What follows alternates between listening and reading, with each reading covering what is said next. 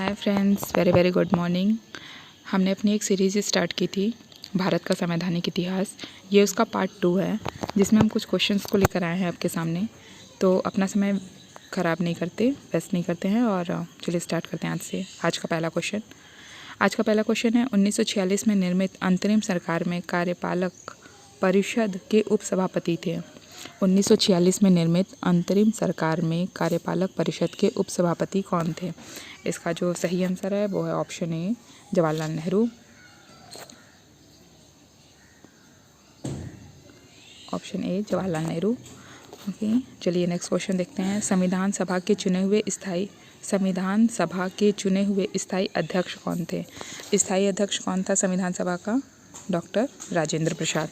Doctor Rajendra Prasad संविधान सभा के स्थायी अध्यक्ष थे। अस्थायी अध्यक्ष अगर पूछता है तो ऑप्शन आता है सच्चिदानंद सिन्हा।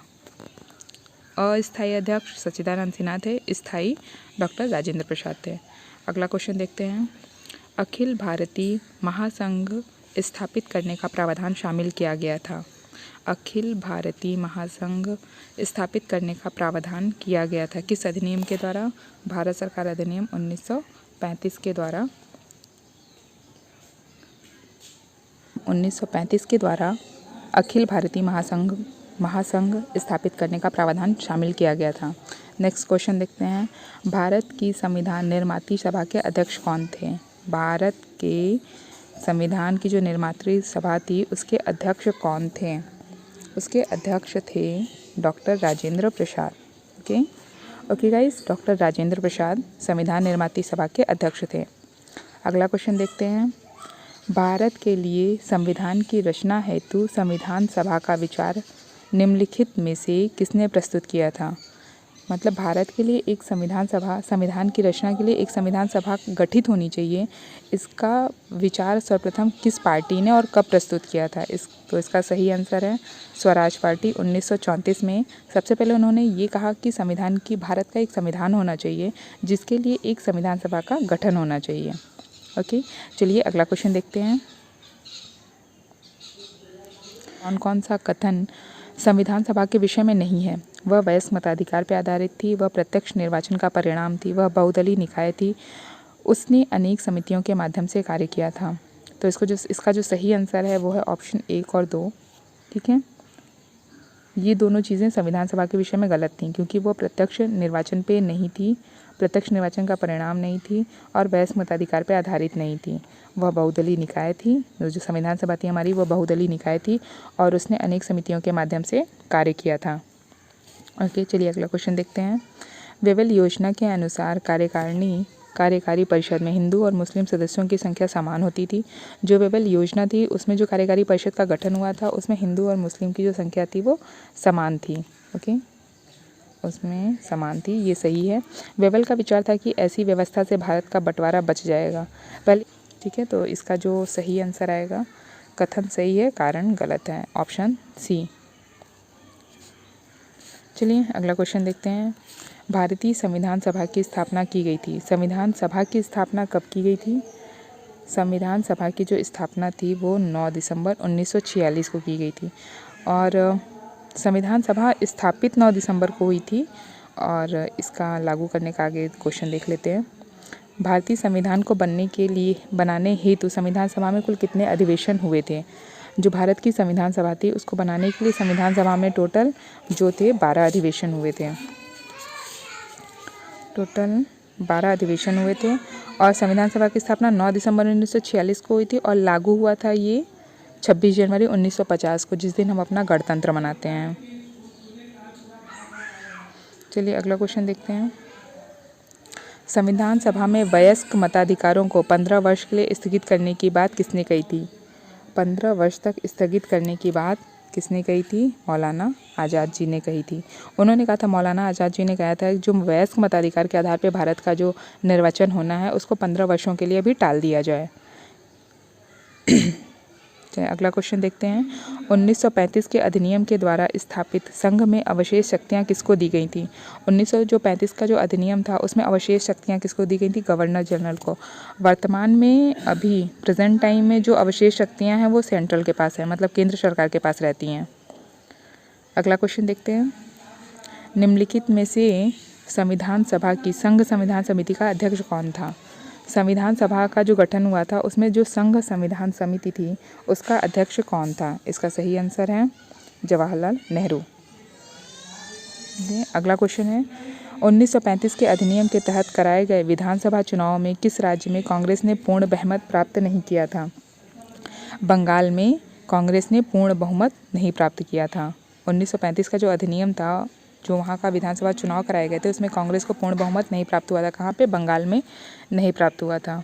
अगला क्वेश्चन देखते हैं किस कानून के तहत वायसराय को अपनी कार्यकारिणी के सदस्यों की संख्या में वृद्धि करने का अधिकार दिया गया था?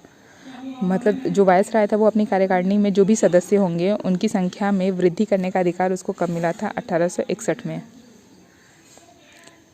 अगला क्वेश्चन है निम्नलिखित में से कौन सा भारत शासन अधिनियम 1935 में स्वीकार किया तथा में से कौन सा एक भारत शासन अधिनियम 1935 में स्वीकार किया हुआ महत्वपूर्ण और स्थायी अवयव नहीं है? तो जो 1935 का जो भारत शासन अधिनियम था उसमें कौन कौन सी चीज़ें मतलब लिखी हुई थी, मतलब बताया गया था, और कौन सी चीज़ें नहीं थी, कौन सा स्थायी नहीं था? इसमें जो पहला आपका ऑप्शन है भारत देश के लिए लिखित संविधान, ये इसका स्थायी अवयव नहीं था, जबकि ये तीनों भारत शासन अधिनियम 1935 के स्थायी अवयव थे, जिसमें विधानमंडल के लिए निर्वाचित एवं जवाबदेह प्रतिनिधि, एक संघ की योजना पर विचार, विधानमंडल के लिए सरकारी सदस्यों का समाचित मतलब नॉमिनेशन किया जाना। ओके, अगला क्वेश्चन देखते हैं। अगला क्वेश्चन है भारतीय संविधान कब लागू हुआ था? नहीं, भारत का संविधान पूर्ण रूप से कब तैयार हुआ था? तो भारतीय जो संविधान था वो 26 नवंबर 1949 को पूर्ण रूप से बनके तैयार हो गया था। अभी इसके जस्ट पहले ही थोड़ी देर पहले हम लोगों ने ये सवाल देखा था। अब देखते हैं ये लागू कब हुआ था। तैयार होना अलग होता है, तैयार होने का मतलब 26 नवंबर 1949 को बनके तैयार हो गया था। लागू हुआ था ये 26 जनवरी 1950 को। इसी दिन हम अपना गणतंत्र दिवस मनाते हैं। संविधान सभा के सम्मुख संविधान की प्रस्तावना किसने संविधान के सम्मुख संविधान की जो प्रस्तावना का जो प्रस्ताव था वो किसने रखा था? वो रखा था जवाहरलाल नेहरू ने। भारत के संविधान में केंद्र और राज्यों के बीच जो शक्तियों का विभाजन है वो किस योजना पर आधारित है?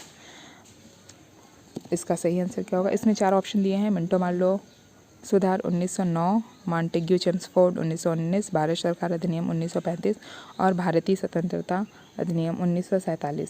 इसका जो सही आंसर है वो है भारत सरकार अधिनियम 1935 के द्वारा केंद्र और राज्यों के बीच शक्तियों का विभाजन किया गया था।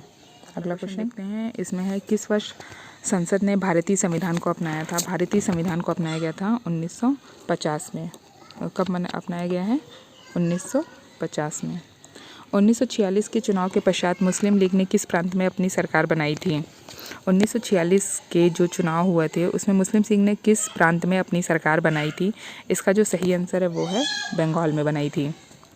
अगला क्वेश्चन देखते हैं। निम्नलिखित में से किसने सुझाव दिया था कि भारत की स्वतंत्रता के बाद भारतीय राष्ट्रीय कांग्रेस को एक राजनीतिक दल के रूप में भंग कर देना चाहिए? महात्मा गांधी ऐसे व्यक्तित्व थे जिन्होंने कहा था कि कोई भी दल नहीं होना चाहिए, मतलब राजनीतिक दल कोई नहीं होना चाहिए भारत में। भारत एक संपूर्ण जो प्रभुत्व संपन्न है वो तो रहे ही, लेकिन यहाँ पे कोई दल ना राज करे। अगला क्वेश्चन देखते हैं। निम्नलिखित कथनों पर विचार करिए। तृतीय गोलमेज सम्मेलन के विचार विमर्श के परिणति भारत सरकार अधिनियम 1935 के रूप में हुई थी।